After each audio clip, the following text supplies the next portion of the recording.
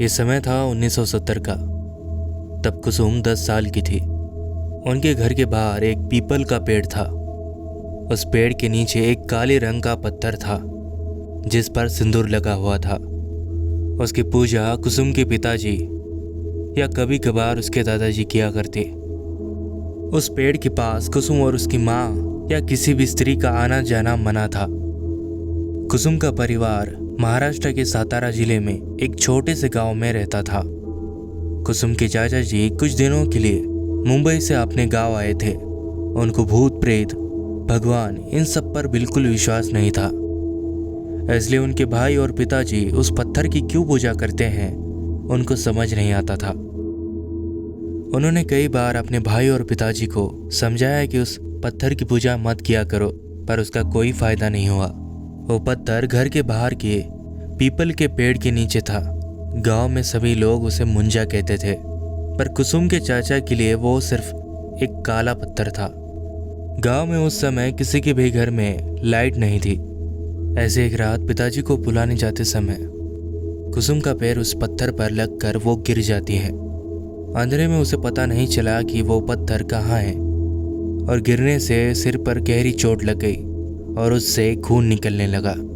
कुसुम के चाचा ने यह देखा तो उन्हें बहुत गुस्सा आया। उन्होंने पत्थर उठाया और दूर फेंक दिया। कुसुम के दादाजी ने यह देखा तो उन्होंने कहा, अरे क्या कर दिया तुमने?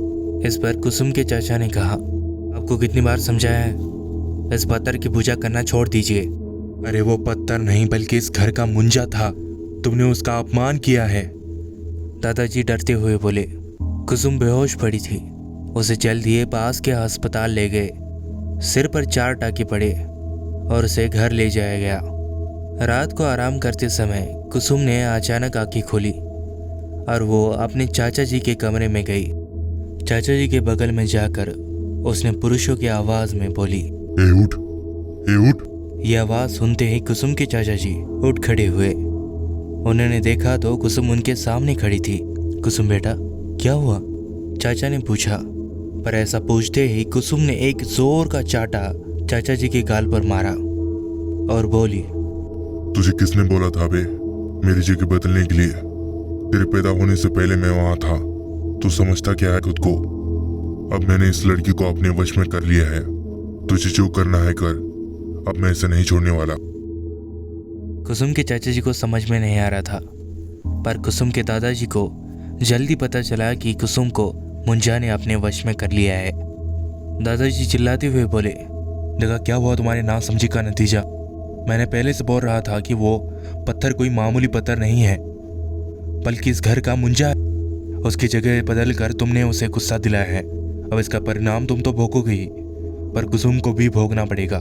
पर पिताजी मुझे लगा कि वो एक पत्थर है। कुसुम उस रात उस पत्थर से टकरा कर गिर गई और यह मुझे अच्छा नहीं लगा, इसलिए मैंने उस पत्थर को उठाकर फेंक दिया। कुसुम के दादाजी ने देवऋषि को बुलाने को भेजा। वो आते ही उन्हें सब बात बता दी गई। देवऋषि ने सलाह दी कि इस मुंजा की फिर स्थापना की जा सकती है। तुम्हें उस पत्थर की पालकी निकाल कर पूरे गांव में घुमानी होगी और कुसुम के चाचा जी को मुंजा की माफ़ी मांगते हुए कुसुम का शरीर छोड़ने की विनती करनी होगी। काम थोड़ा मुश्किल है पर नामुमकिन नहीं। वो बहुत लालची है, ये देखकर वो बाहर ज़रूर आएगा, ऐसा देवऋषि बोले। उन्होंने जैसा बोला ठीक वैसा ही उन लोगों ने किया। कुसुम के चाचा जी ने उस पत्थर की पालकी निकालकर पूरे गांव में घुमाई और कुसुम के चाचा जी ने उसकी माफ़ी मांगी और उसका एक मंदिर बनवाने का वादा किया। कुसुम धीरे धीरे ठीक हो गई और उसके चाचा जी ने अपना वचन पूरा किया और एक मंदिर बनवाया। उस मंदिर में उस पत्थर की स्थापना की गई।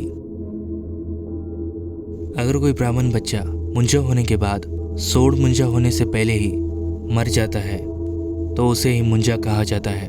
मुंजा का स्थान पीपल का पेड़ होता है। मुंजा ने कभी किसी को मारा है तो कभी किसी को भूत बनकर डराया है।